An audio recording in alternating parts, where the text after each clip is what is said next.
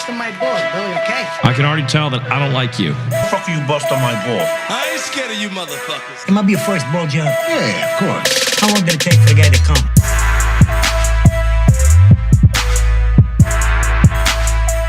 What's up, everybody? Welcome to another episode of Bustin' Balls. I'm your host, Eric Pennell. Guys, thanks for listening.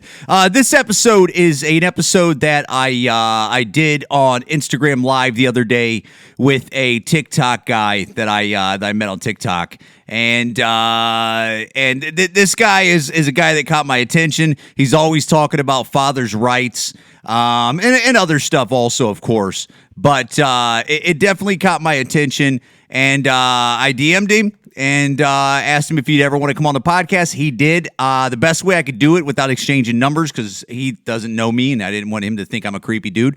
We did it on Instagram Live. It does cut off at the end. I do apologize. I guess Instagram Live only does 50 minutes and then it cuts off. The audio is bad on my end, but good on his end. I did it through my car thinking it was going to be quiet there and I'd have good internet. And but the problem is my voice going through my car makes it sound not like this. So I do apologize for that, but you'll get the gist of it if you listen through. Really interesting guy. His name's Rocco. He goes by on TikTok here, _fathers_crisis. This guy has like 50,000 followers, man. He's he always drops interesting stuff. One thing that he dropped on here before that I liked was stuff like this. Filed with their revenge. Woman who glued her vagina shut as part of a bizarre bid to frame her ex-boyfriend for kidnap and abuse is jailed for 10 years in Spain. She did this basically just to get back at him for a breakup. And the dude was in jail for like 7 days until investigators found out she was full of crap. Her story began to unravel when investigators uncovered CCTV footage showing Guesto buying the glue and kidnap kit, including knives she used to harm herself. Jesse Smollett type bullshit, this fucking cunt. But yeah, he'll do stuff like that, man, and he did catch my eye, and it's so funny to look at his comments. He gets so many, like so many people hating on him and stuff with that. A lot of love. I mean, clearly he has 50,000 followers. So, I mean, and he drops a lot of knowledge, man, and just like he does on this podcast. And, guys, hope you like it. If you don't, it's a little bit different, but, I actually enjoyed it, man. And, guys, thanks for listening. Rocco. There we go. What's up? I seen your videos probably maybe like 2 weeks ago or less on TikTok. And how long you been doing TikTok, dude? Like, how do you end up with almost 50,000 followers on TikTok? And how long you been doing that? I've actually been on TikTok pretty long. Like right when it was called Musical.ly back in the day. Oh, really? I didn't know that. Yeah, it was called a different app. I think I started it doing TikTok, or I downloaded TikTok right when it became TikTok. Really? And it took me a couple months before I actually started saying anything. And I was going through your videos, but I went through a bunch because I knew we were going to do this. But were you automatically starting off talking like men's rights and like father rights and stuff like that? Was that because I didn't go all the way to the first video? Yeah, my first video was basically just talking about men's rights issues because TikTok's mostly younger generation, especially sure. Especially a year ago when I first started actually posting TikToks. And I'm going through the For You page and I'm looking at all these TikToks about women saying they have no rights in America. And it's like, what the hell are you talking about? Absolutely.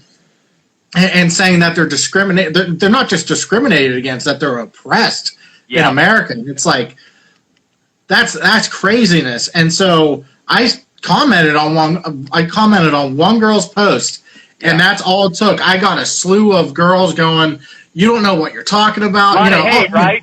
All that stuff, lot of hate probably instantly, right? Because dude, that's what caught my attention. Because although I haven't been saying what you're saying, but I had a son with a high school sweetheart when I was like 19. Now I'm 44, about to be 45. My son's 25 years old. But I've been saying similar stuff like this forever. And I've had guys. I remember I've had buddies or like guys that are in my circle, and I tell them that, and they go, "What are you talking about? Women aren't like that." And I go, "What are you talking?" I mean, it's a very broad stroke, of course, But to think that there's no women out there that especially when it comes to like I seen in some of your videos where you're talking like custody and stuff like that. Like guys, definitely. they've been getting screwed for years, and so that's another thing when you hear that Definitely. women are being oppressed, and you go, "What are you talking about?" I mean, I haven't looked it up in a while, but even when you're talking like alimony, like how many guys get alimony? And I get it where they go. I get the argument where they go, well, if the women's at home, of course, but just in general, alimony across the board, it's like. I think I looked it up. I don't know if it's true, but I thought like in 2016, it was like 4% of men in America were only getting alimony. Like out of all of it, was like 4%. 93% of all alimony is paid by men. Yet today, 40% of women are the highest wage earners. And women can do the same math men can, I think. Right. There's something wrong here. Absolutely. And but it doesn't get addressed ever. Why doesn't it ever get addressed?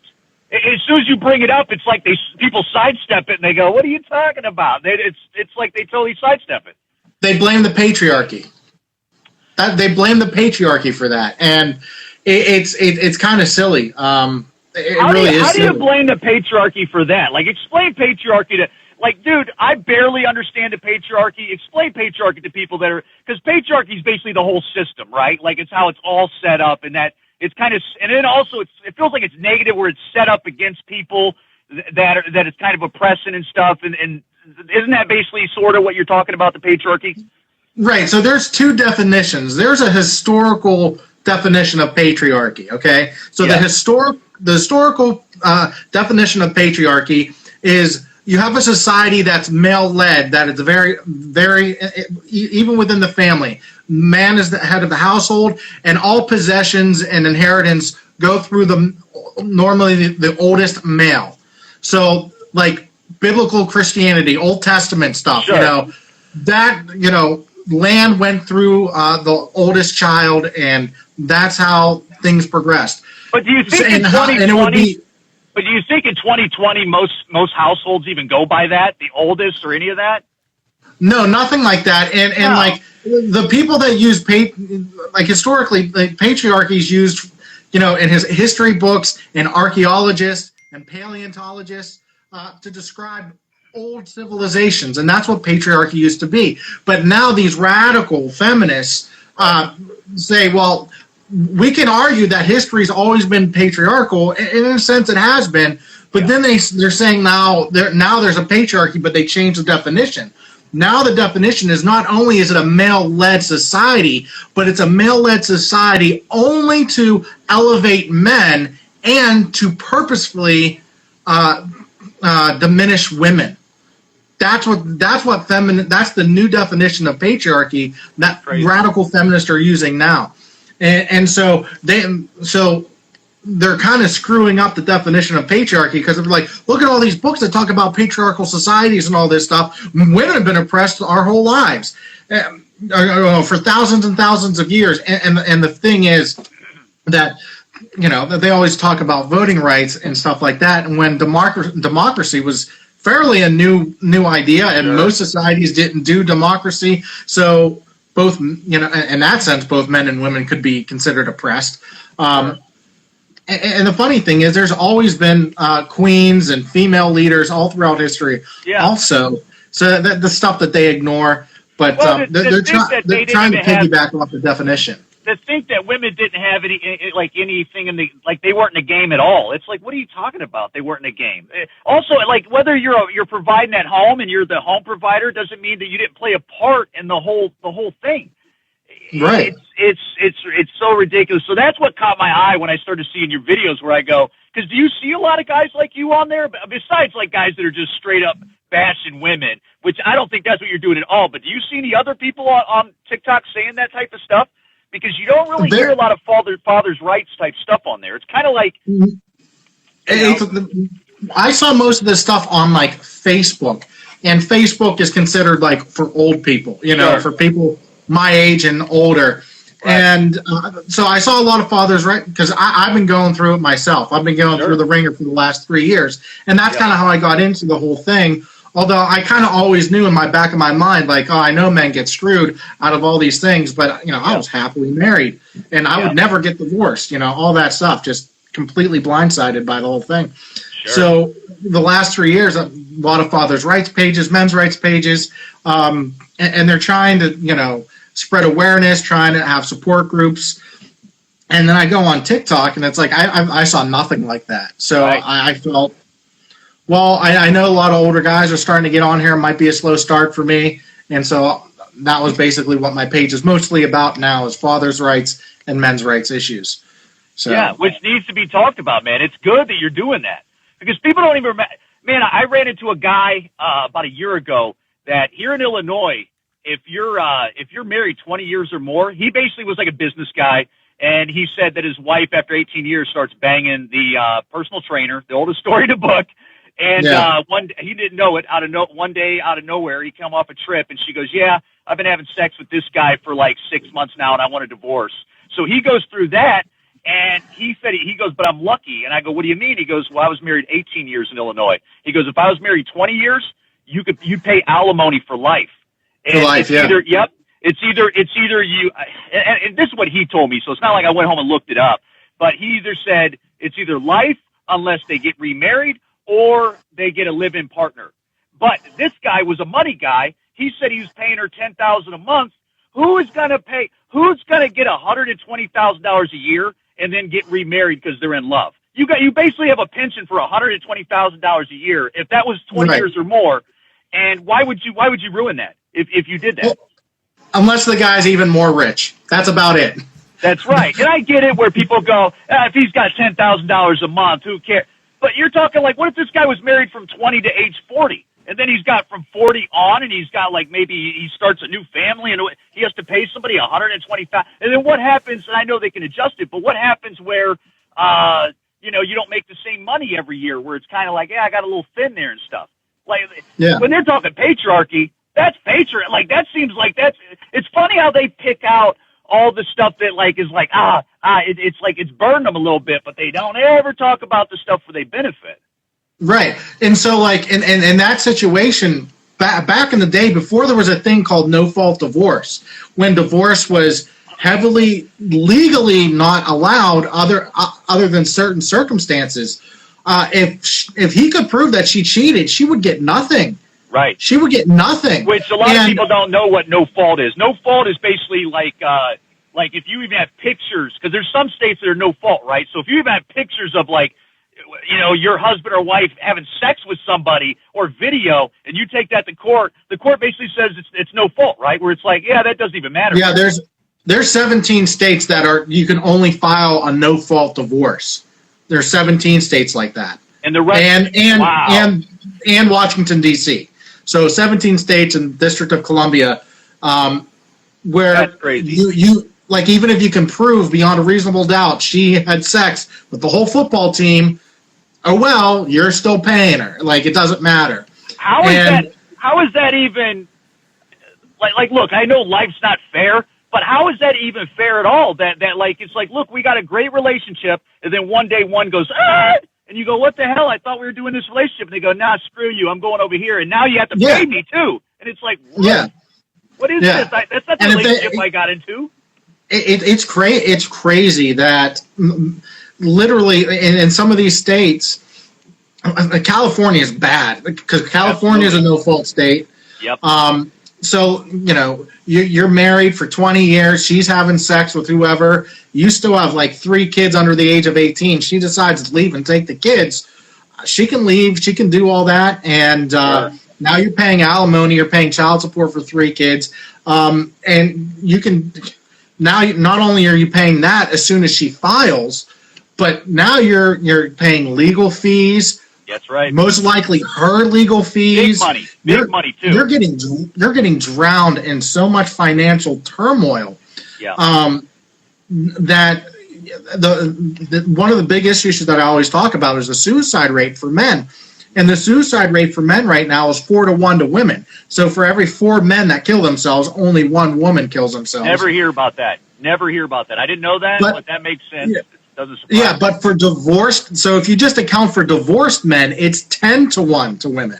10 divorced men will kill themselves for every 1 woman that kills tells themselves. you something also. If for all the people that don't want to look at, that tells you either that those guys probably got.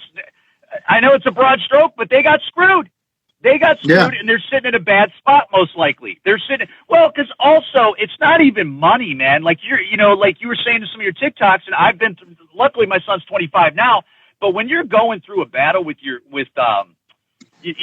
ex and over your kid, dude, that is the worst thing ever. Especially with some women. I went through. They treat the kid like a cookie, and you're like a little dog, and they go jump, jump, and right when you get to right up there to get the cookie, they raise it up and they go higher, higher, higher, and they just F with you, and so you have that going on, or they're like a little dictator country. When two don't like each other like that, it's almost like a little dictator country that's just being awful. You got a little Kim Jong over there, just being the worst and the worst, and it's nothing. It's just part of the game or something like that. And it's disgusting. It's disgusting. Yeah. And then you got to still go to court, and then you got to go to court, and then you got child support and stuff, and then you got all that stuff. Where oh my God! So I understand when you say 10-1, that number sounds like yep. But then where's the people speaking out for the guys on that?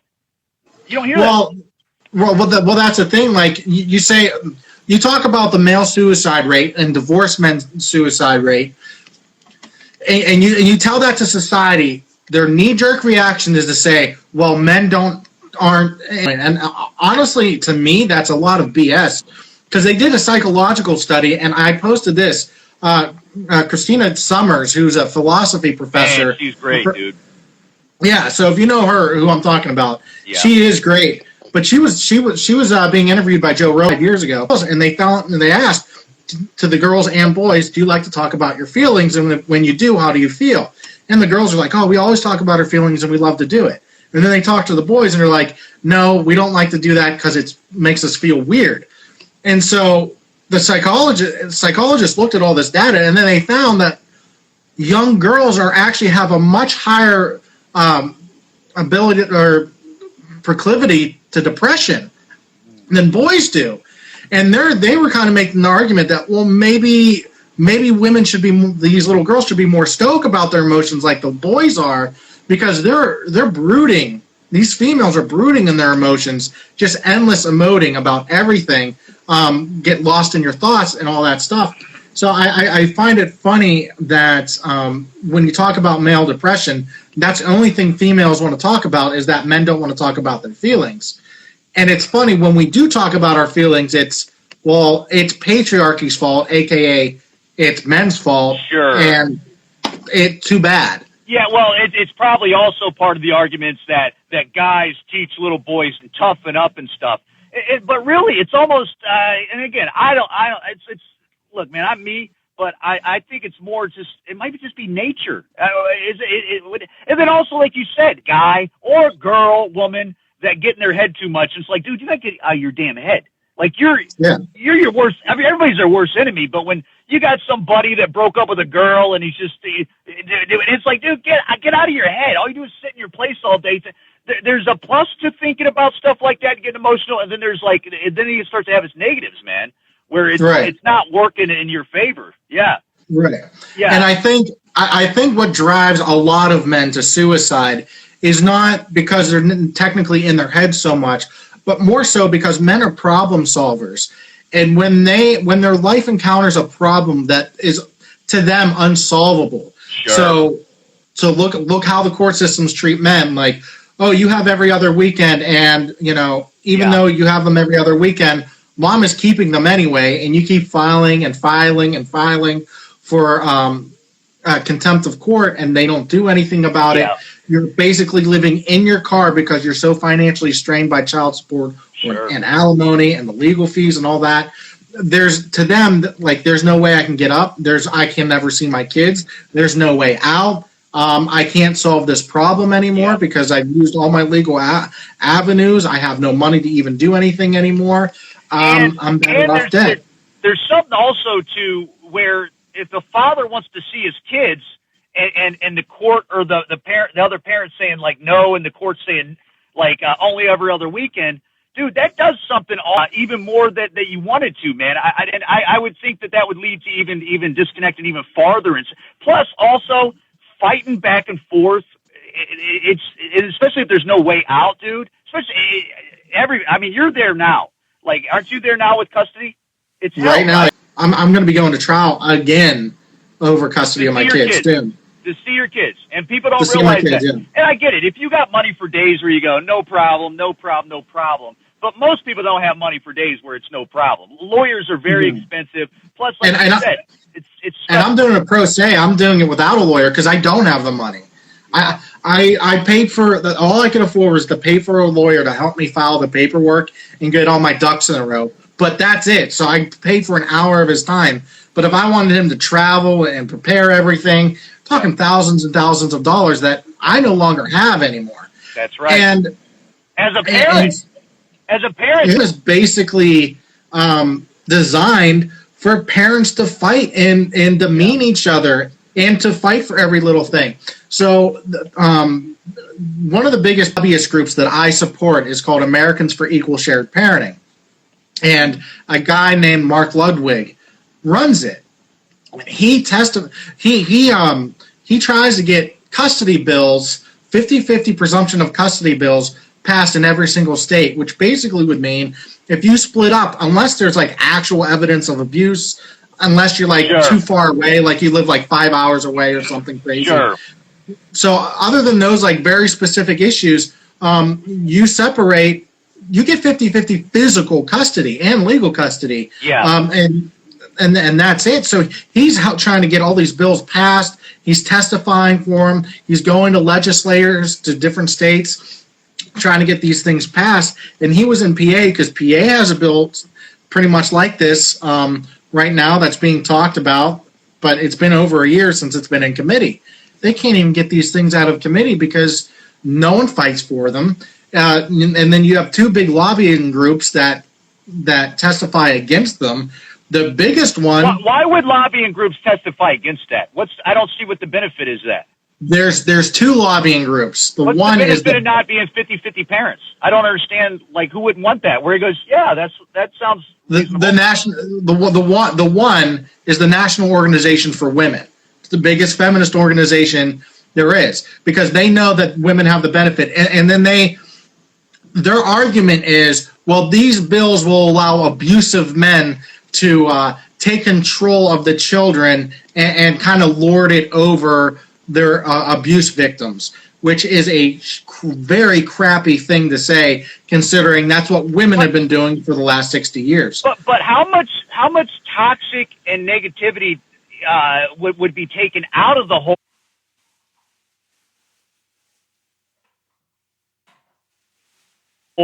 relationship if it was just 50-50 down the middle anyways? Dude, the teeth and the claws come out when you have to go to court and try to get more than every other weekend with your child or just the whole nastiness of it. I mean, if you took that out of it, a lot of the claws and teeth would almost go away naturally, where it's like, we don't got no problems. I mean, it's really, right. I mean, I know it's like a generic way of thinking of it, but a lot of the teeth come out because of, one getting screwed and the other one not getting screwed. Right. Wow. And the National Organization for Women isn't even the biggest organization that we have to fight. It's the Bar Association. It's the lawyers. The lawyers love our system right now because and like Mark Ludwig made the same argument I'm about to make in PA, testifying for these bills. He basically said, look, if you had two people go into their lawyer's office where there was 50-50 custody guaranteed by law, the lawyer would say, look, you guys need to start figuring out how to get along and do a 50-50 custody schedule and come up with something else. Because if we go to court, the judges is going to do it anyway. So you guys better figure out how to behave each other and do what's best for the kids. And so that's less money out of the lawyer's pocket who's in a different state. Now, in a different state, he goes, if there's not 50-50 guaranteed, he goes, okay, look, one of you is going to win, one of you is going to lose. One of you is basically going to get them 5 days a week, and maybe if you're lucky, the other person will get every weekend, but most likely every other weekend. So you better dig up as much dirt as you can on the other parent to make them look as bad as possible. And so, and so then it just breeds this huge fight, and then parents get mad at each other. that's what ends up happening. That's exactly what happened. A lot of stuff, like Yeah. even where it's especially if you're trying to dig up dirt on somebody. How many? And I know this isn't popular, but how many? He punched me, but didn't punch me. How many? Something else happened, physical or verbally, and it didn't happen because it's almost like somebody saying the cops won't show up, and they go, yeah, he has a gun, but he doesn't have a gun, and it's like, okay, then they'll show up, and it's a bigger thing. All that would be eliminated off of something like that.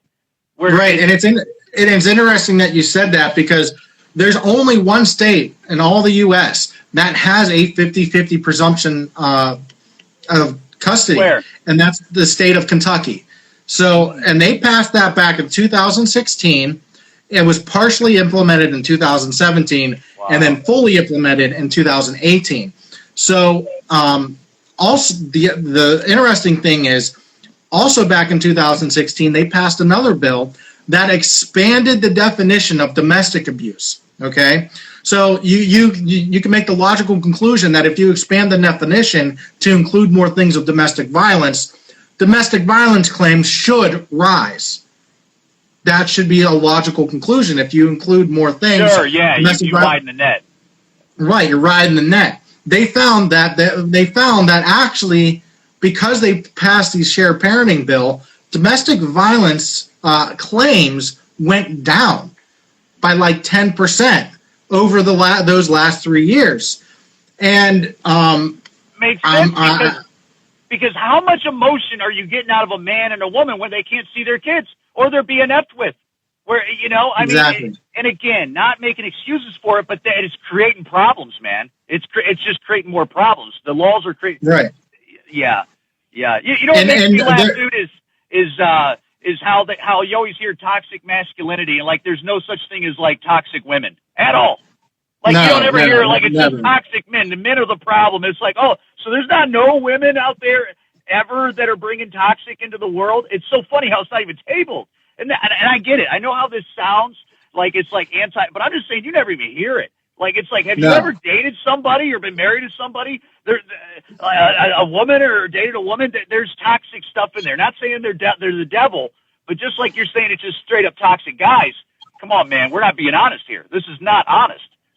Oh, exactly. It's another craziness. And when it comes to like false allegations of domestic abuse, it is very common in custody battles because they even call it the silver bullet, kind of like a silver bullet that you can kill a werewolf with, because it's almost a guaranteed way.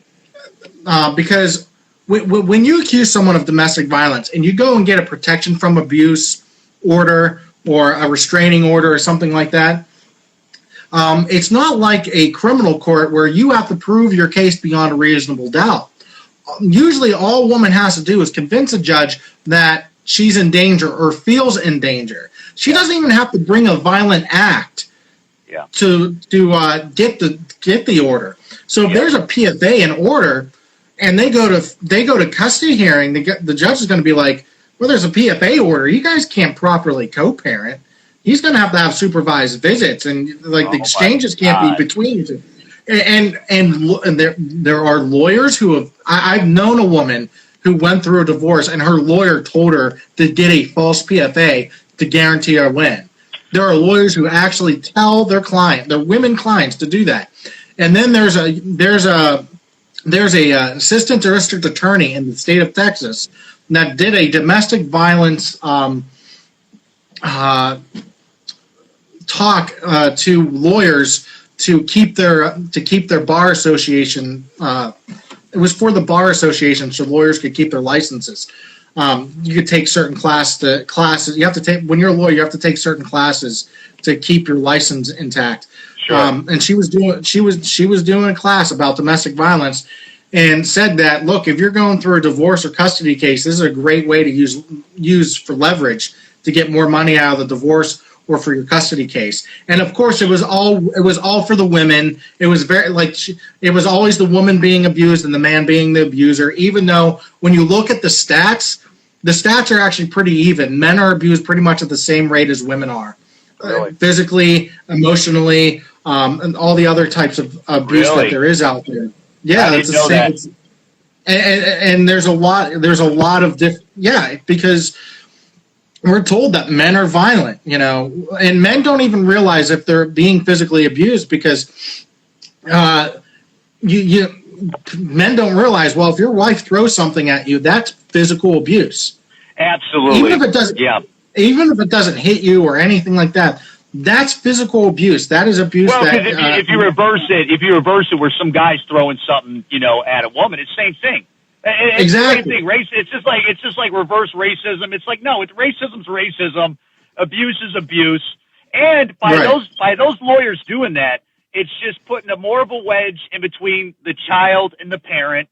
And then as those kids grow up with less and less of that parent in its life, or how many times is not to make excuses for the parent, but it's probably fact where that parent, if they're just getting nothing but trouble, especially with domestic abuse, where they just kind of go, I don't come around as much. I don't come around. And I know that's a big excuse, but tell me that isn't a percentage of people that just do that, where it goes, no, she's trouble. That's trouble. I do my part, but they pull back for the most part. It's not. They almost have to, because they know if they engage more and more and want to see them more, it'll aggravate the spouse.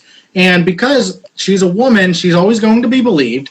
And that's just how it is. And there's a lot of we can go on a whole bunch of rabbit trails to talk about that.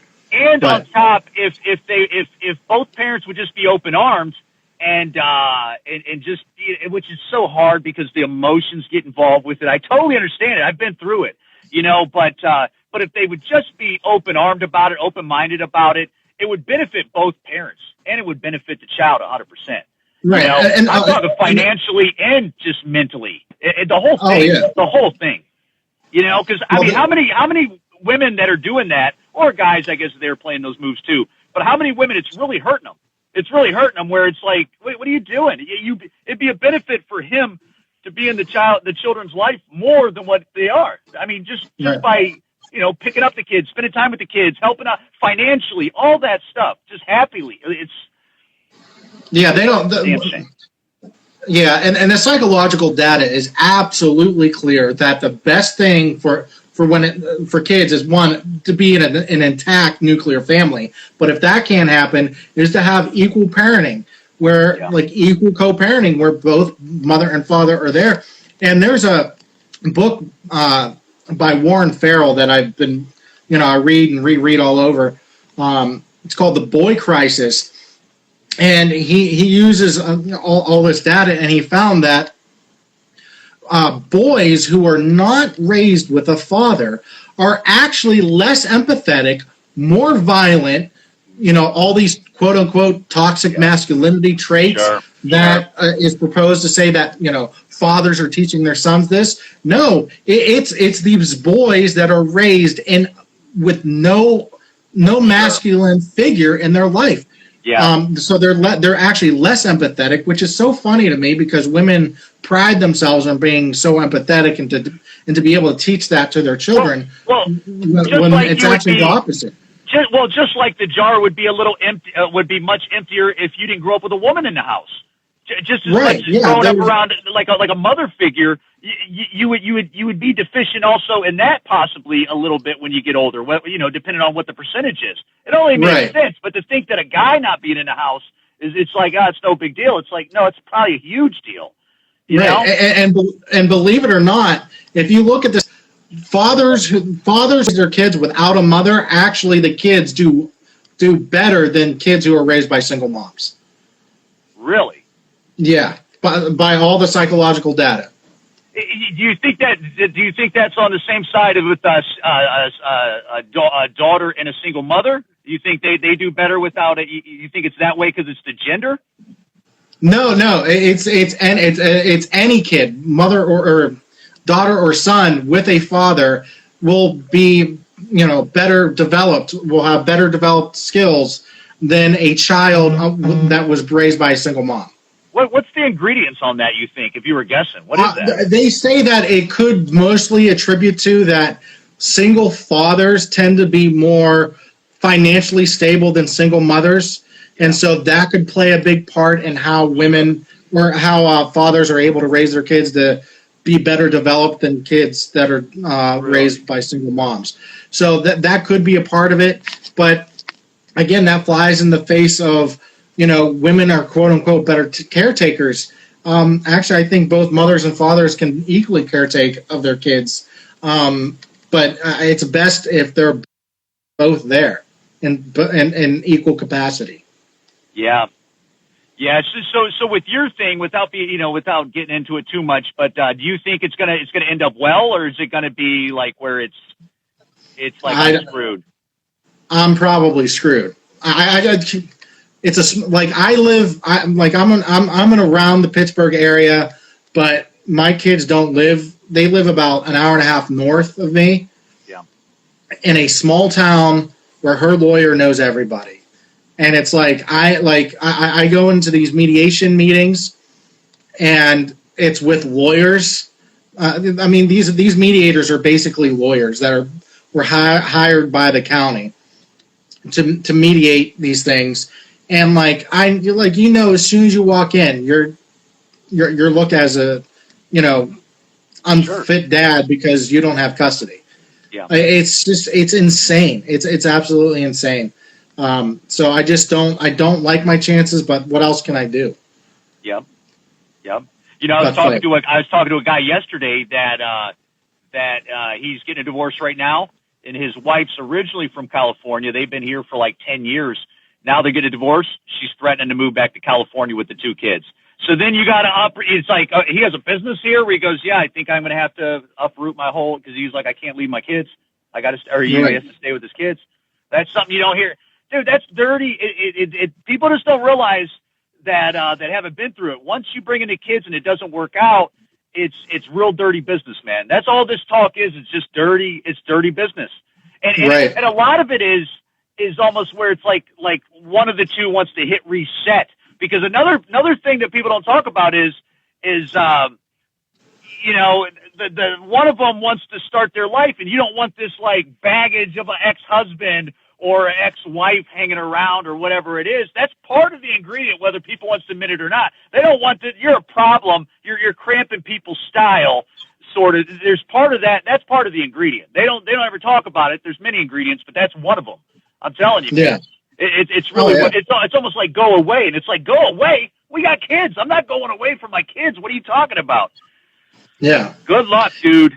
That's the worst. The good thing is you're young, man. You look like a young guy. You're like 25 years old, 26 years old, right? I'm not. I'm 34, but thank you. Good for I'm you, 34. Man.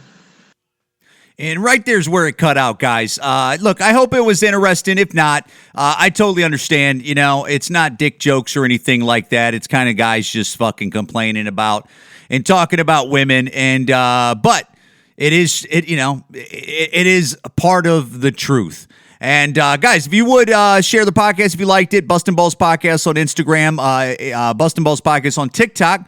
Again, try to follow Rocco on TikTok. I'm sure if you look for him, it ain't hard to find him.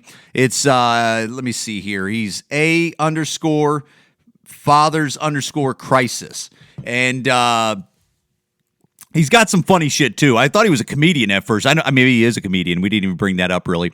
But it has some funny shit on there. And again, if you like the podcast, share it. If not, totally understand. And guys, keep the corona off you. And thank you for listening. Bustin' Balls Podcast.